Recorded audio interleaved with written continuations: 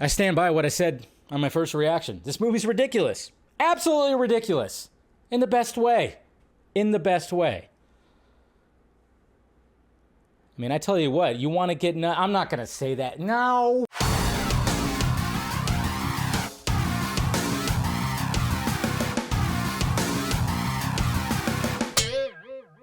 What's happening, film friends? Dave the Film Junkie here, bringing you a film review of The Flash. Oh, we're actually here. I'm actually giving a film review of The Flash.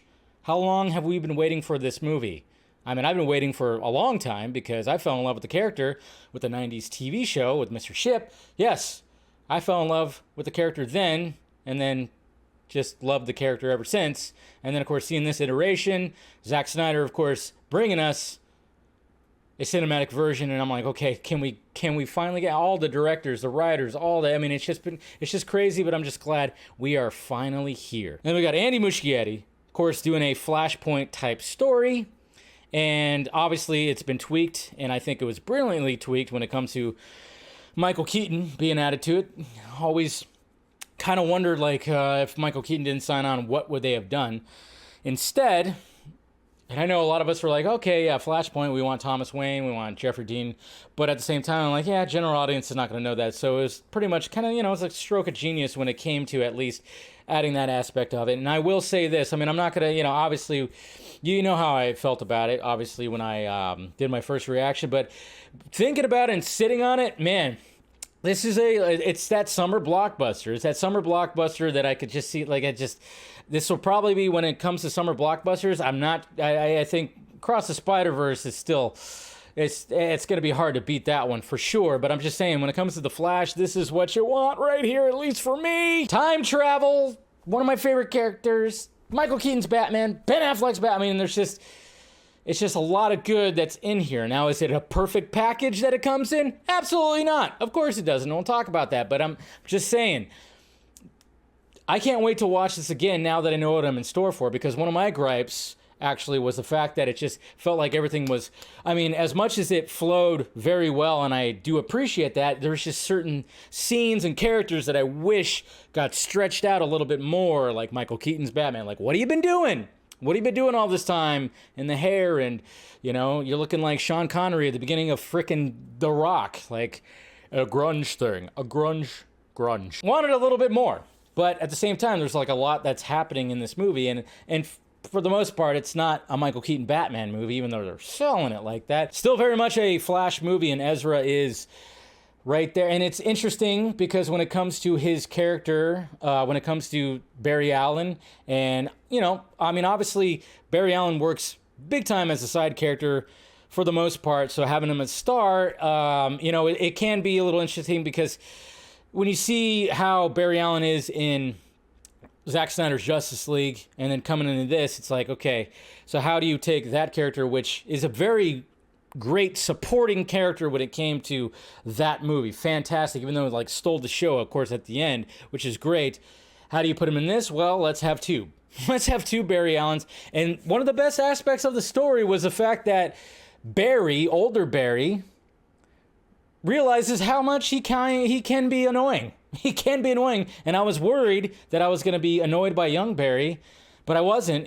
Sometimes does it always work with the humor? No, it doesn't. There's one particular scene that I went, you could have removed all of that, which has to do with other characters. And I just was like, okay, everybody's too stupid in this scene right here. Let's move on. But Ezra Miller's portrayal of Barry Allen is very likable. Very likable. Likable in Zack Snyder's Justice League, likable here, and for the most part, there was a couple of times where I laughed out loud when it came to this. Yes, the humor is, they punch it hard, and sometimes it doesn't always work, sure, but most of the time it actually does. But I'm just saying the performance of comedic and then going to the drama parts, when it comes to the mom parts, the Nora Allen parts, let's face it, it just, particularly one scene, that's towards the end where you just kind of go, oh my God, choked up, holding back tears. I can't see, if you like this character, or even like this version of the character, I can't see you not getting choked up and everything. But I think Ezra did a fantastic job when it came to the performance for both of the characters. Michael Keaton, of course, just, again, I just wish they could have spent a little more time with him, sure, but at the same time, he was badass. It was great to see him back, and just the fact that we have this Batman that we all love. I mean, he's obviously you got the two Batmen, and I'll get to Ben Affleck in a bit, because Ben Affleck's my favorite cinematic Batman, just because I just like that portrayal, but Michael Keaton's my first cinematic Batman, and he's my second favorite, and just to have him back and kick ass like he's doing right here, yeah, it's just, I mean, come on, how do you not? The nostalgia, yes, is there. The fan service, yes, is there, but I know, like, fan service is like a term you cannot say now, but I'm going, why? I get it. Sometimes it's like they might as well be winking at the camera, sure. Sometimes it can get, a little too much, but at the same time, I'm like, but Michael Keaton's back. When it comes to Ben Affleck's Batman, obviously, he's not in it that much. I would have liked more, absolutely. And of course, the opening scene, which is absolutely batshit crazy. And I love the fact that it's batshit crazy, pardon the pun, because, I mean, we've seen the Quicksilver scenes when it comes to X-Men. So having a Flash, having some, things, and if you know, you know, at the beginning, you kind of go, oh my God, I can't believe they're actually doing this. It's insane. It's insane, but I was loving the visuals. The visuals look great. Everything was great about it. And yes, you're getting like a daytime Batfleck. And, I mean, there's certain aspects maybe I didn't like about that part, but, and I'll talk about it more in the spoiler discussion, but at the same time, the opening scene was absolutely nuts, and I loved it. But Michael Keaton shines. Michael Keaton shines in the fact that they can do more with his character. And there were some interesting things, too, when it came to just the Batwing itself was just so cool. I don't know. It's just so cool. And then, of course, you got Sasha Calle as Supergirl. And I thought she was great as well. And I'm just going, James Gunn, please keep her. I think she could do a lot to the character and continue to do a lot to with the character. And I think he should totally keep her.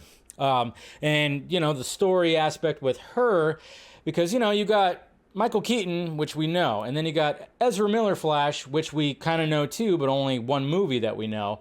And then we got Sasha Calle, completely new. So you got this trinity that's, old, recent, and then new, which is, I like that aspect of that at least. But Sasha Calle was good. She was good. Like with some of the intense moments, she nailed it. The action worked, the VFX, I know that's always been a discussion every time they showed like stuff on, a compressed video on Twitter, which doesn't do it justice. When you see some of the shots that maybe didn't look that great with that little tiny window, it looked good on the big screen. Yes, if you could pick it apart, you could see some things where it's like, okay, they probably could have done another one, another couple of renders to try to like make it look a little better. But at the same time, it's not, for me, it wasn't anything that was like super noticeable. It's like, yeah, if you go into the movie trying to find that, sure, you're going to find that, which you could find with every movie. If you go into the movie trying to find that, that's a weird way to watch a fucking movie. There's a lot of VFX in this movie, but I thought the Speed Force stuff, and I mean,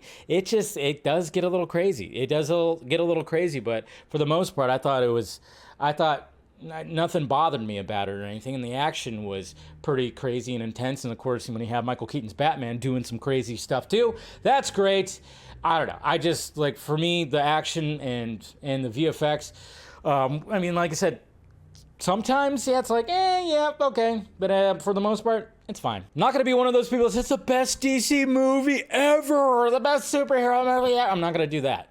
Not going to do that. It's not, but at the same time, I'm just going, but I really, really enjoyed it, and I can't wait to watch it again. Like I said, I think my biggest gripe was just I felt like it was moving so fast, and I wanted just a little bit more, and there's a couple, things that I felt could have been removed. And then, of course, you can kind of notice some of the things that was like, wait, that was probably different at one point or whatever the heck. You got something like that. But, I mean, of course, there's the ending, which I dug. I actually dug how it ended. And then, of course, we get a post-credit scene because I did see the full thing. I did not really care for the post-credit scene. I'll talk about it in my spoiler discussion, but I didn't really care for it.